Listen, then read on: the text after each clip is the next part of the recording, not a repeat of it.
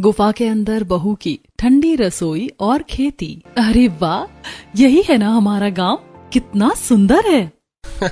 सुंदर तो है पीहू, लेकिन बाहर का टेम्परेचर देखा है? 45 डिग्री चल रहा है। तो क्या हुआ, गर्मी तो शहर में भी होती है, वहाँ एसी है, यहाँ हवा है। हाँ, वो हवा जो खुद जल रही है। प्रेम की बात में कोई झूठ नहीं था। मई के इस खौफनाक महीने में सूरज जैसे आसमान से आग के गोले बरसा रहा था। बाहर का सुंदर गांव अब सूखा और बेजान दिख रहा है। खेतों में दरारें बढ़ चुकी हैं, पेड़ों के पत्ते झुलस गए थे और गर्म हवाएं पूरे माहौल को और डरावना बना रही थी। गांव की धूल भरी सड़क तक तपने लगी थी और इसी तपिश से बचने के लिए गांव के कुछ बुजुर्ग चबूतरे की छांव में बैठे हुए थे। अरे भाई, आज तो हद हो गई। लाइट सुबह 4 बजे से अभी तक नहीं आई। अरे भाई क्या बताएं, खेत सूख गए हैं, जानवर परेशान हैं गर्मी से। तभी दूर से धूल उड़ाती हुई एक गाड़ी आती दिखाई देती है। अरे भैया, ये किसकी गाड़ी आ रही है? अरे लगता है अंकुश जी की गाड़ी है।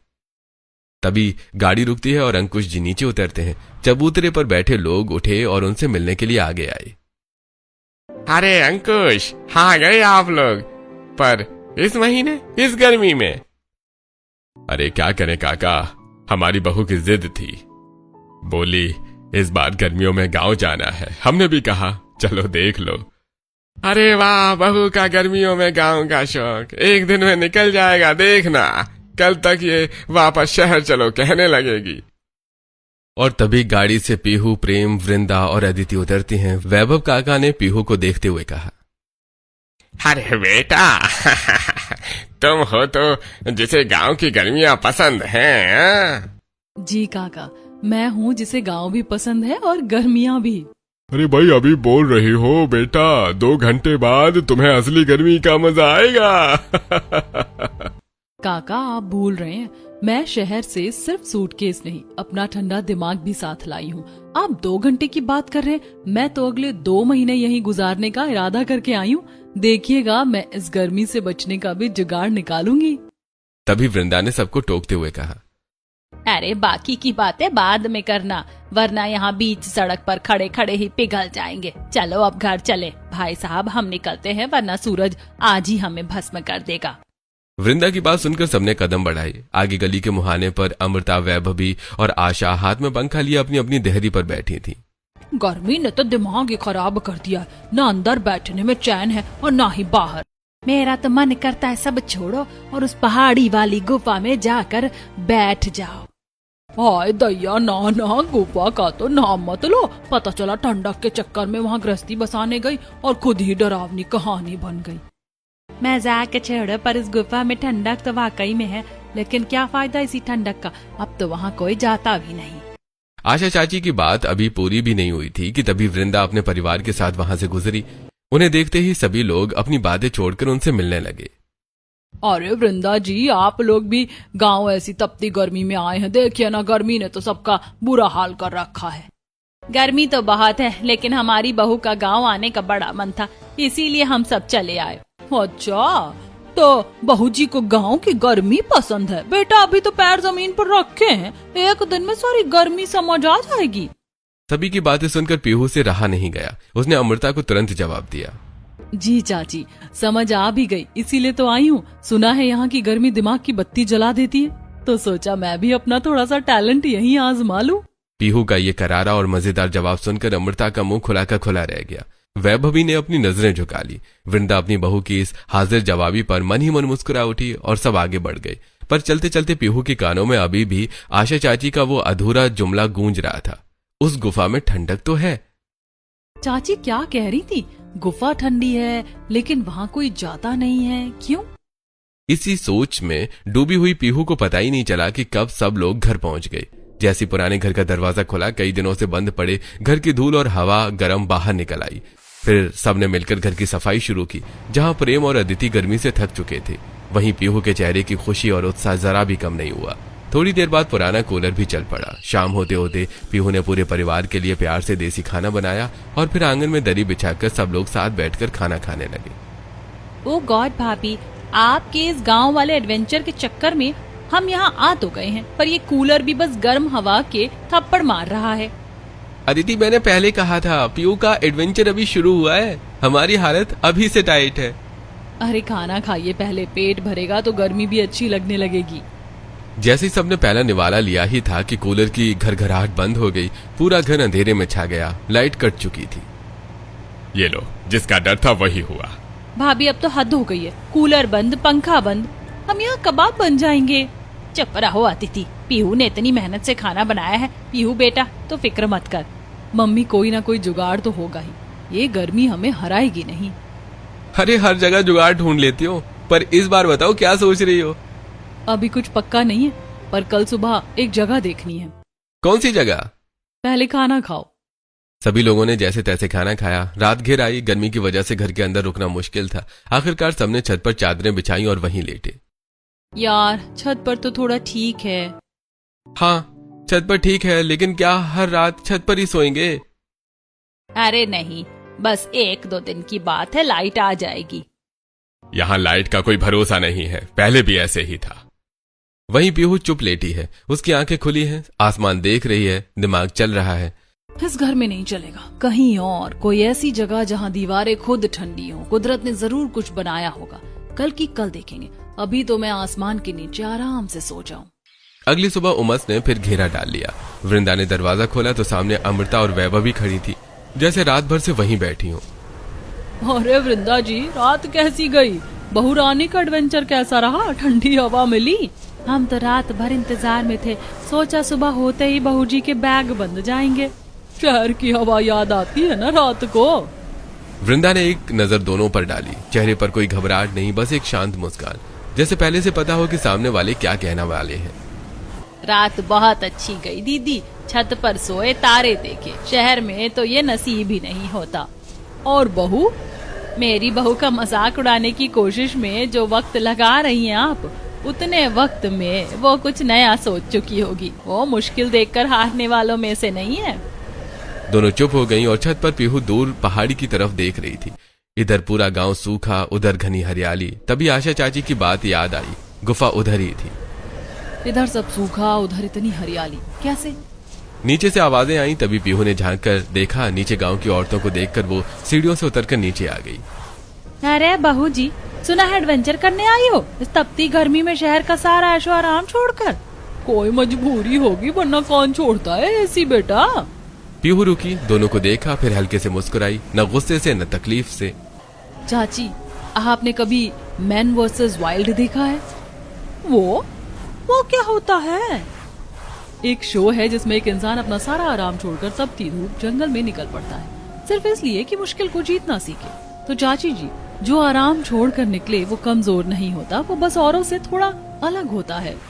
अरे तुम शहरी लोग और तुम्हारी ये बड़ी बड़ी शहरी बातें।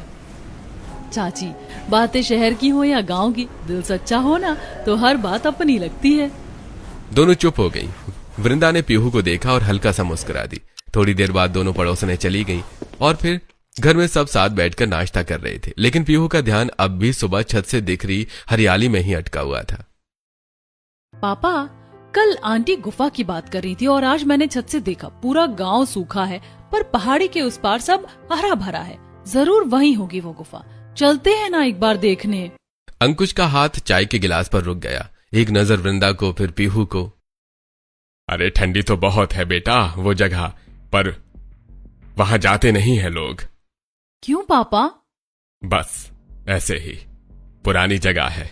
गांव के लोग कहते हैं वहां कुछ है, क्या है कोई नहीं जानता, और जाने की कोशिश भी किसी ने नहीं की। एक पल के लिए मेज पर खामोशी छा गई। मतलब यही कि वो जगह अकेले नहीं जाते। पापा, डर जगह में नहीं होता, बस लोगों के मन में रह जाता है। पीहू बेटा। अरे छोड़ो ना, तुम भी सुबह सुबह गुफा की बातें लेकर बैठ गई, पहले नाश्ता तो कर लो। ठीक है, नाश्ता करती हूँ। भाई, भाभी नाश्ता खा रही हैं, पर दिमाग गुफा में जा चुका है। मुझे पता है। नाश्ता खत्म हुआ पर पीहू का मन गुफा में ही अटका था। तभी गली से हंसी की आवाजें आई। पूजा अपनी 2 सहेलियों के साथ आई। नमस्ते भाभी, सुना है शहर वाली भाभी गर्मी से डर नहीं रही। अरे अभी तो शुरुआत है, तो चलिए फिर असली गांव भी दिखा देते हैं। थोड़ी देर बाद सब गलियों में निकल गईं। गर्मी बहुत थी पर पीहू की नजरें हर चीज ध्यान से देख रही थी। चलते चलते पूजा अचानक एक खेत के पास रुक गई। वहां छोटू मिट्टी में पैर डालकर बैठा था और अपने सिर पर गीला गमछा रखे हुए था। ये क्या स्टाइल है छोटू? दीदी ये हमारा देसी एसी है। उसकी बात सुनकर सब लड़कियां जोर से हंस पड़ी। गांव में जुगाड़ नहीं किया ना तो समझो जीना मुश्किल है। अच्छा, तो मैं भी अब गांव की स्टूडेंट हूँ, मुझे भी सब जुगाड़ सीखने हैं। जैसे जैसे पहाड़ी की तरफ बढ़े गर्म हवा कम होने लगी, सूखी जमीन की जगह हरियाली आने लगी। सच में यहाँ तो मौसम ही बदल गया, क्योंकि गुफा उधर ही है, वहाँ हमेशा ठंडक रहती है। तभी बाकी लड़कियों के चेहरे थोड़े गंभीर हो गए। लेकिन हम लोग ज्यादा आगे नहीं जाते, बस गांव वाले मना करते हैं, कहते हैं वो जगह ठीक नहीं। तभी पीछे से गुजरती हुई विमला चाची उनकी बातें सुनकर रुक गई। कई साल पहले एक औरत वहाँ गई थी, वापस तो आई पर कहती थी कि अंदर कुछ था, दिखा नहीं पर महसूस हुआ। हाँ, तभी तो अब कोई नहीं जाता। अगर वहाँ इतनी ठंडक है तो लोग उसका इस्तेमाल क्यों नहीं करते? अगर गुफा इतनी ठंडी है ना तो इस गर्मी में वहीं घर बना लेना चाहिए। हाँ, फिर गांव वाले कहेंगे शहर वाली भाभी पहाड़ों में बस गई। सब हंसने लगे, लेकिन पीहू अचानक चुप हो गई। उसके दिमाग में सच में यही ख्याल घूमने लगा। अब क्या रिसर्च चल रही है मैडम? पीहू ने मोबाइल में कुछ तस्वीरें दिखाई। पहाड़ों के बीच बने सुंदर केव हाउसेस, पत्थरों के अंदर बने ठंडे कमरे, लोग आराम से रह रहे थे। प्रेम देखो, लोग गुफाओं में रहते भी हैं। उस गुफा को थोड़ा साफ कर लें तो दिन में आराम से रह सकते हैं। तुम सच में गुफा में रहने की सोच रही हो? सोच नहीं रही, प्लान बना रही हूँ।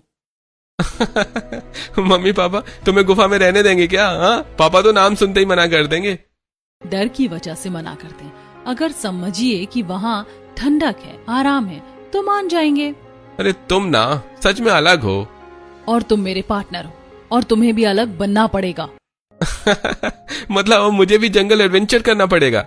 जंगल नहीं मिस्टर, नेचर वाला लग्जरी रूम। पापा एक बात बोलूं, अगर यहाँ इतनी गर्मी है और गुफा में इतनी ठंडक है तो हम वहीं रह लेते हैं ना? क्या मतलब सच में गुफा में रहना है? गुफा में रहेंगे, वहाँ ठंडक है, पानी है, जगह भी बड़ी है, और यहाँ घर में तो गर्मी से सबका हाल खराब हो रहा है। भाभी की बात गलत भी नहीं है, मैं तो अभी से पिघल रही हूँ। लेकिन बेटा लोग उस जगह को अच्छा नहीं मानते। मम्मी, लोग बिना देखे बहुत कुछ बोलते हैं। हम सब साथ रहेंगे ना, ऊपर से मैं उस जगह को अच्छा बना दूंगी। तुम ऐसे बोल रही हो जैसे गुफा नहीं नया फ्लैट लेने जा रहे हैं। फ्लैट से अच्छा होगा, वहाँ नेचुरल एसी होगा। कुछ बोलिए पापा। अरे बेटा अगर इतनी गर्मी लग रही है तो जरूरी थोड़े है पूरे 2 महीने यहीं रहे। चाहो तो वापस शहर चल सकते हैं। नहीं पापा, अब आए हैं तो पूरे 2 महीने यहीं रहेंगे, बस रहने का तरीका थोड़ा बदलना होगा।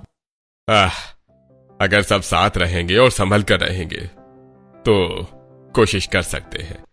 बस फिर क्या था, अगले ही पल घर का माहौल बदल गया। डर आधा था और एक्साइटमेंट दोगुनी। सुबह सुबह पूरा घर ऐसे तैयारी करने लगा जैसे कहीं लंबी पिकनिक पर जा रहा हो। पीहू कभी बर्तन बांधती, कभी चादरें। उसने एक बड़ा टोकरी निकाली और उसमें मसाले, आटा, दाल और सब्जियां रखने लगी। अरे तुम तो इतनी तैयारी कर रहे हो जैसे सारी जिंदगी वहीं रहने जा रही हो। रहने ही तो जा रहे हैं मिस्टर, गुफा में पहली ठंडी रसोई भी बनेगी। फिर पीहू ने चुपके से कुछ छोटे पैकेट भी बैग में रख दिए। ये क्या है? सब्जियों के बीज। ये सच में गुफा में खेती भी करेंगी? जहाँ हरियाली है वहाँ कुछ ना कुछ उगता जरूर है। भाभी, वहाँ सच में कुछ निकला तो तेरे भाई को आगे कर देंगे। वाह, मतलब भूत आया तो सबसे पहले मैं? भाई डर मत, मेरी भाभी है ना, वो भूत को भी काम पर लगा देंगी। अदिति की बात सुनकर सब हंस पड़े, यहाँ तक कि अंकुश भी मुस्कुरा दिया। पीहू बेटा, तू गुफा में रहने जा रही है या पूरा घर शिफ्ट कर रही है? मम्मी, गर्मी से बचना है तो सेटअप भी बढ़िया होना चाहिए। थोड़ी देर बाद जब सब लोग इतना सामान लेकर गुफा की तरफ निकलने लगे तो पूरे गांव की नजर उन्हीं पर टिक गई। ये लोग सच में गुफा में रहने जा रहे हैं क्या? शहर वालों को भी गर्मी ने पूरा पागल कर दिया है, पर लड़की में हिम्मत तो है, सब सोचते हैं, करने कोई नहीं जाता। अरे अगर सच में वहाँ ठंडक निकली ना तो पूरा गांव बाद में इन्हीं के पीछे जाएगा। उधर पीहू बिना किसी की बात को बुरा माने आगे बढ़ती रही। उसके चेहरे पर डर नहीं, अजीब सा उत्साह था। जो लोग नई चीज से डरते हैं ना, वो पहले हंसते ही हैं। और अगर गुफा में भूत मिला तो? तो उसे भी बोल दूंगी इतनी गर्मी में डराने से पहले पंखा जल दे। उसकी बात सुनकर सब हंस पड़े और इसी हंसी मजाक के बीच पूरा परिवार पहाड़ी की तरफ बढ़ने लगा। जैसे जैसे परिवार पहाड़ी के पास पहुंचा, गर्म हवा धीरे धीरे ठंडी होने लगी। सूखी जमीन की जगह हरियाली दिखाई देने लगी। बड़े बड़े पेड़ों की छांव और ठंडी हवा ने सबको हैरान कर दिया। भाभी, आते टाइम सब लोग ऐसी बातें बोल रहे थे कि मेरा तो अभी भी डर नहीं जा रहा। पिंकी ने तो कहा था जो भी यहाँ गया वो वापस ठीक हालत में नहीं आया। तभी सबकी नजर सामने पड़ी, पहाड़ के बीच बनी बड़ी पत्थरों वाली गुफा पर। उसके पास ही साफ पानी का झरना बह रहा था। ठंडी हवा सीधे वहीं से आ रही थी। अरे यहाँ तो सच में इतनी ठंडक है। लेकिन जहां बाकी सब लोग संभल संभल कर कदम रख रहे थे, वहीं पीहू किसी छोटे बच्चे की तरह हर चीज देखकर खुश हो रही थी। वाह, ये पत्थर देखो कितने ठंडे हैं। वो कभी दीवार छूती, कभी ऊपर बनी पत्थरों की छत को देखती। और देखो ना, गुफा का मुंह भी कितना बंद है। यहाँ कोई जानवर आसानी से आ ही नहीं सकता। अरे बात तो सही कह रही है, जगह काफी सुरक्षित लग रही है। तभी पीहू की नजर गुफा के एक कोने पर पड़ी। वहां कुछ पुराने लकड़ी के टुकड़े और पत्थरों की बनी जगह थी। मुझे ना सच में लग रहा है यहाँ पहले कोई रहता था। फिर अचानक वो नीचे बैठ गई और मिट्टी हाथ में लेकर देखने लगी। अब क्या चेक कर रही हो मैडम? ये मिट्टी देखो कितनी अच्छी है। मैं ना यहाँ खेती भी कर सकती हूँ, इसीलिए अपने वेजिटेबल सीड्स लाई थी। भाभी, यहाँ लोग डर के मारे कांप रहे हैं और आप खेती प्लान कर रही हो। अरे डरने से अच्छा टमाटर उगा लो। ठीक है भाभी, मान लिया जगह अच्छी है, लेकिन यहाँ रहेंगे कैसे? हाँ मैडम, होटल की बुकिंग तो दिख नहीं रही। जब मैं आप सबको यहाँ तक लेकर आ सकती हूँ तो जुगाड़ भी कर लूंगी। बस एक शर्त है, यहाँ सबको मेरी टीम बनना पड़ेगा, सबको काम करना पड़ेगा। मैं तो पहले ही बता रही हूँ, मैं सिर्फ सुपरविजन दूंगी। वाह, काम बहू करे और मैडम ऊपर से ऑर्डर देंगी। बोलो बेटा, क्या करना है, हम तैयार हैं। बस फिर क्या था, पीहू की आंखों में वो चमक आ गई जो तब आती है जब उसका दिमाग किसी काम पर लग जाए। वो गुफा के अंदर गई और हर कोना, हर पत्थर, हर दरार को ध्यान से देखने लगी, जैसे कोई आर्किटेक्ट खाली जमीन देखता है और उसमें घर देखता है। और एक कोना देखकर उसका जोश और बढ़ गया। यहाँ रसोई बनेगी। अरे मम्मी, आपकी बहू तो गुफा में ठंडी रसोई बनाने जा रही है। उड़ा लो मजाक प्रेम, लेकिन जब रसोई बनकर तैयार होगी ना, तब तुम वही करोगे जो हर बार करते हो। पहले मुंह बनाओ, फिर खाओ, फिर कहो वाह यार। पीहू ने इधर उधर बिखरे नुकीले और सपाट पत्थरों को देखा। उसने बिना देर किए जमीन से भारी पत्थरों को उठाना और सलीके से जमाना शुरू किया। सबसे नीचे 4 मजबूत पत्थर बेस की तरह रखे, फिर उनके ऊपर एक चौड़ा और सपाट पत्थर कुछ इस तरह फिट किया कि बर्तन रखने की जगह बिल्कुल बराबर हो जाए। बीच में हवा के आने जाने का रास्ता छोड़ा और देखते ही देखते बिना ईंट या सीमेंट के पत्थरों का एक बेहतरीन देसी चूल्हा तैयार हो गया। लीजिए मम्मी, हमारा स्नो किचन तैयार है। अब इस चूल्हे से आग तो निकलेगी, पर दीवारों की ठंडक चेहरे पर पसीना नहीं आने देगी। अरे वाह पीहू बेटा, तूने तो पत्थरों को भी काम पर लगा दिया। ये तो बिल्कुल शहर के मॉडर्न किचन जैसा प्लेटफॉर्म बन गया। पत्थरों का चूल्हा तो ठीक है, पर धुआं? पीहू एक पीवीसी पाइप की तरफ इशारा करते हुए कहा। देखिए, ये पीवीसी पाइप प्रेम जो मैं अपने साथ लेकर आई थी। ये पाइप गुफा की उस छोटी सी दरार से बाहर निकलेगा, सारा धुआं बाहर और सारी ठंडक अंदर। इसे कहते हैं इंजीनियर बहू का देसी जुगाड़। भाभी, आपको ये सब आता भी है? यूट्यूब और मम्मी दोनों से सीखा है। और थोड़ा क्रेडिट अपनी इस मम्मी को भी दे दो बेटा। थोड़ा क्या, सारा क्रेडिट आपको ही जाता है मेरी प्यारी मम्मी जी। चूल्हा बना तो पीहू ने गुफा का पूरा कोना देखा, थोड़ी देर रुकी, फिर मुंह बना लिया। नहीं नहीं, ऐसे तो बिल्कुल अनऑर्गेनाइज लग रहा है। अरे मैडम, ये गुफा है, 2 BHK फ्लैट नहीं है। क्या हुआ, गुफा भी सुंदर लग सकती है। चलो कुछ लकड़ियां और बड़े पत्थर लेकर आओ। पापा, ये शुरू हो गई। अरे लो, तो चलो बेटा, जब बहू ने ठान लिया है तो पूरा तो करना पड़ेगा।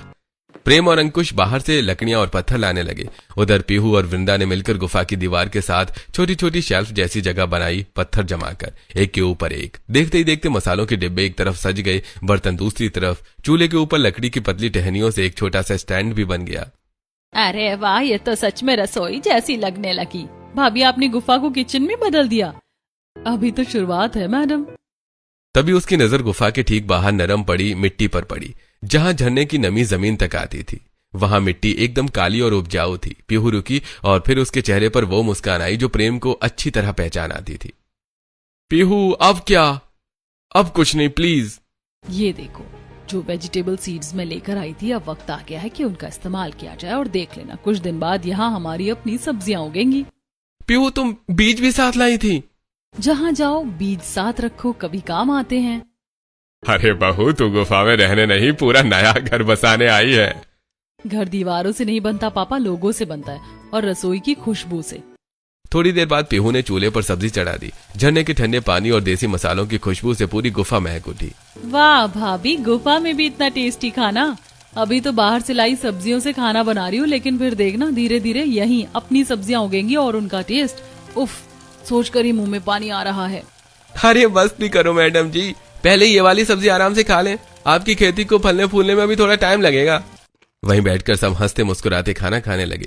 बाहर झरने के बहने की मीठी आवाज थी और गुफा के अंदर ठंडी हवा। पहली बार इस गर्मी में सबको सच्चा सुकून महसूस हो रहा था। ठीक है भाभी, खाना हो गया, अब सोएंगे कहाँ? हाँ मैडम, आपका 5 स्टार रूम कहाँ है? मुझे इतना कम मत समझो मिस्टर प्रेम। धुआं हो या प्राइवेसी, सबका इंतजाम है मेरे इस जुगाड़ू दिमाग में।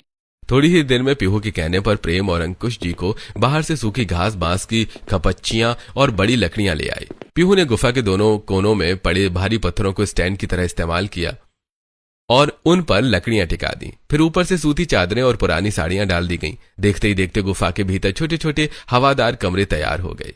भाभी, ये तो किसी लग्जरी कैंपिंग जैसा लग रहा है। यकीन नहीं होता कि बाहर 45 डिग्री और यहाँ मुझे चादर ओढ़नी पड़ रही है। अरे ये तो सच में घर जैसा लग रहा है। अरे बहू को एडवेंचर का शौक है, लेकिन दिमाग भी खूब चलता है। सब अपने अपने बिस्तर पर लेट गए। बाहर गर्म हवाएं चल रही थीं, लेकिन गुफा के अंदर ठंडी हवा और सुकून था। अगली सुबह गांव में सबकी बातें बस उसी गुफा को लेकर थीं। पूरा एक दिन हो गया, कोई खबर ही नहीं आई। मुझे तो डर लग रहा है कहीं सच में कुछ गड़बड़ ना हो गई हो। अरे पहले भी लोग वहां जाने से डरते थे, यूं ही नहीं डरते थे। दिन धीरे धीरे गुजरने लगे। बाहर पूरा गांव अब भी गर्मी से परेशान था, लेकिन गुफा के अंदर सबकी जिंदगी बदल चुकी थी। सुबह पीहू सबसे पहले झरने के पास बनी अपनी छोटी सी खेती देखने जाती। उसने टमाटर, मिर्च, धनिया, लौकी और भिंडी के बीज लगाए थे। हर दिन मिट्टी से छोटी छोटी हरी पत्तियां निकलती देख उसके चेहरे की खुशी बढ़ जाती। देखो देखो, धनिया निकल आया। भाभी, आप सब्जियों को ऐसे देख रही हो जैसे बच्चे स्कूल में फर्स्ट आ गए हो। उधर रसोई भी अब पूरी तरह जम चुकी थी। सुबह चूल्हे पर गर्मा गर्म पराठे बनते, दोपहर में झरने के ठंडे पानी के पास बैठकर सब खाना खाते और रात को ठंडी हवा में बातें करते। सच कहूँ, इतने सुकून से तो हम शहर में भी नहीं रहे। गांव वाले अब भी दूर से पहाड़ी की तरफ देखते रहते। सबको इंतजार था कि आखिर गुफा से क्या खबर आएगी। इतने दिन हो गए फिर भी सब ठीक कैसे हैं? मुझे तो लगता है कुछ ना कुछ जरूर है इस जगह में। लेकिन उधर गुफा में सब हंसी खुशी रह रहे थे। फिर एक रात अचानक तेज आवाज गूंजने लगी। हवा जोर जोर से चल रही थी। बाहर पेड़ों की सरसराहट और झरने की आवाज मिलकर डरावना माहौल बना रही थी। भाभी, ये कैसी आवाज है? ये कैसी आवाज थी? सब डर गए, लेकिन पीहू बिल्कुल शांत थी। अरे डरिए मत, इतने दिनों से यहाँ रह रहे हैं ना, कुछ हुआ क्या? तो फिर ये आवाज? चलो बाहर चलकर देखते हैं। बाहर तेज तूफानी हवा चल रही थी। बड़े बड़े पेड़ हवा से टकराकर जोर जोर से हिल रहे थे। झरने का पानी पत्थरों से टकराकर गूंज पैदा कर रहा था। देखा, आवाज इन पेड़ों और झरने की है। लोगों ने डर डर कर इसे भूत बना दिया। अंकुश कुछ पल चुप रहे, फिर हल्का सा मुस्कुरा दिए। अरे सही कह रही हो बेटी, हम इतने दिन से यहाँ हैं, लेकिन कभी कुछ गलत महसूस नहीं हुआ। उस रात के बाद सबका डर लगभग खत्म हो चुका था। अब गुफा सच में घर जैसी लगने लगी थी। फिर कुछ दिनों बाद दोपहर के समय जब पीहू अपनी छोटी सी खेती में पानी डाल रही थी, तभी बाहर किसी के कदमों की आवाज आई। लगभग 30 साल का एक आदमी धीरे धीरे गुफा की तरफ बढ़ रहा था। कौन है भाई? मैं विवेक। वो गांव में सुना कि आप लोग सच में यहाँ रह रहे हैं, इसलिए देखने चला आया। विवेक गुफा के अंदर का माहौल देखकर खुद हैरान रह गया। एक तरफ रसोई सजी थी, दूसरी तरफ सब आराम से बैठे थे। ठंडी हवा अंदर तक जा रही थी। आप लोगों को डर नहीं लगा यहाँ पे? पहले तो बहुत लगा था, गांव वालों ने इतना डराया जो था। लेकिन फिर सोचा इतनी ठंडी और अच्छी जगह को सिर्फ डर की वजह से खाली क्यों छोड़े। और अब तो यहाँ हमारी खेती भी शुरू हो गई है। विवेक कुछ पल चुप रहा, फिर हल्का सा सिर हिलाकर मुस्कुरा दिया। अच्छा ठीक है, मैं चलता हूँ। लड़का वापस चला गया। उधर शाम होते होते मौसम और भी ठंडा हो गया था। पीहू और प्रेम गुफा के पीछे की तरफ घूमते घूमते चले गए। वहां बड़े पत्थरों के बीच एक बहुत छोटा सा कमरा दिखाई दिया जो कि बंद था। अरे, ये पहले तो नहीं देखा। दोनों धीरे धीरे अंदर गए। कमरा छोटा था लेकिन ऐसा लग रहा था जैसे कभी कोई वहां रहता रहा हो। एक कोने में पुरानी लकड़ी का छोटा संदूक रखा था। अरे देखो तो, ये क्या है, चलो ना देखें। अब तुमने ठान ही लिया है तो अगर मैंने मना किया ना तो मेरी शामत आ जाएगी। चलो बेहतर यही है कि तुम्हारी बात मान ले। दोनों धीरे धीरे उस छोटे कमरे के अंदर गए। चारों तरफ धूल जमी हुई थी। तभी एक कोने में रखा पुराना लकड़ी का संदूक पीहू की नजर में आया। प्रेम, देखो यहाँ कुछ रखा है। पीहू झुककर संदूक के पास बैठ गई और उसने धीरे से ऊपर जमी धूल हटाई और फिर उसका ढक्कन खोला। अंदर एक पुरानी डायरी रखी थी जिसके पन्ने पीले पड़ चुके थे। पीहू उसे धीरे से उठाकर पढ़ने लगी। जो डर पर काबू पा लेगा वही इस गुफा की ठंडी सांसों को महसूस कर पाएगा। जिसने आंखों से नहीं दिमाग से देखा उसे यहाँ कभी अंधेरा नहीं लगेगा। नीचे कुछ और लिखा था। हम मजबूर थे, हमारे पास रहने को कोई जगह नहीं थी। इस गुफा ने हमें तपती गर्मियों में सहारा दिया, लेकिन डर था कहीं कोई हमसे ये जगह छीन ना ले। इसीलिए हमने अफवाह फैला दी कि यहाँ अनहोनी होती है। लोग डर गए और ये जगह सिर्फ हमारी रह गई। लेकिन मुझे एहसास है कि हमने गलत किया, डर फैलाकर लोगों को इस नेमत से दूर रखा। कुछ पल के लिए दोनों चुप हो गए। मतलब इतने सालों से लोग बेवजह डरते रहे। देखा, कभी कभी सच डर से कहीं ज्यादा आसान होता है। दोनों तुरंत बाहर आए और सबको डायरी के बारे में बताया। अच्छा, ओह, तो ये बात थी। लोग इतने सालों से इस जगह से डरते रहे और मैं तो पहले दिन से ही भूत ढूंढ रही थी। तभी अगले दिन विवेक फिर गुफा में आया। इस बार उसके चेहरे पर झिझक थी। मुझे आप सबसे कुछ कहना है, कल कह नहीं पाया था। क्या बात है बेटा, अगर इस गुफा के बारे में बताना चाहते हो तो हमने वो डायरी पढ़ ली। असल में वो डायरी मेरे परदादा की थी। उन्होंने ही ये अफवाह फैलाई थी। उस समय बहुत गरीबी थी, रहने को घर नहीं था। उन्हें डर था कि कोई ये जगह उनसे छीन न ले। सब चुपचाप उसकी बात सुनते रहे। बाद में उन्हें अपने किए का बहुत अफसोस रहा। जब उन्हें पता चला कि अब कोई यहाँ रहने आया है तो वो बहुत खुश हुए। उन्होंने बस एक बात कही थी, जो डर को हरा देगा असली ठंडक वही पाएगा। पीहू और प्रेम एक दूसरे को देखकर मुस्कुरा दिए। आप लोगों ने सच में डर पर जीत पाई है। चलिए अब मैं चलता हूँ। उसके जाने के बाद धीरे धीरे पूरी बात गांव में फैल गई। गांव वाले गुफा में आए, इस बार बिना किसी डर के। हमने तो बेकार में उस जगह को डरावना बना रखा था। और तुम्हारी बहू सच में बहुत समझदार निकली वृंदा जी। डर ने इतने साल लोगों को गुफा से दूर रखा और एक बहू ने आकर सब बदल दिया। अब गांव वाले भी धीरे धीरे गुफा तक आने लगे। कोई झरना देखने आता, कोई ठंडी हवा महसूस करने। उधर पीहू की छोटी सी खेती भी अब हरी होने लगी थी। टमाटर लाल होने लगे थे, भिंडी निकल आई थी और धनिया की खुशबू पूरी जगह महका रही थी। लो चाची, ये हमारी गुफा वाली पहली सब्जियां। अरे वाह बहू, गुफा में खेती भी सच कर दी तुमने। धीरे धीरे पूरी गर्मी, हंसी, खेती, ठंडी हवा और साथ बैठकर खाए गए खाने में गुजर गई। फिर आखिर वो दिन भी आ गया जब उनकी छुट्टियां खत्म हो गईं। सब लोग सामान बांधकर वापस शहर लौटने लगे। सच कहूँ भाभी, अब ये गुफा छोड़ने का मन नहीं कर रहा। जिस जगह से लोग डरते थे आज वही सबसे प्यारी लग रही है। हमारी बहू ने साबित कर दिया कि डर के आगे जीत है। सभी लोग हंस पड़े। जाते वक्त पीहू ने एक आखिरी बार पीछे मुड़कर गुफा को देखा। ठंडी हवा अब भी वही बह रही थी, लेकिन अब उस जगह में डर नहीं, अपनापन बसता था। डर ने जिसे वीरान रखा, प्यार ने उसे घर बना दिया। और फिर गाड़ी धीरे धीरे गांव से दूर निकल गई, लेकिन गुफा की वो ठंडी रसोई और छोटी सी खेती हमेशा सबकी यादों में बस गई।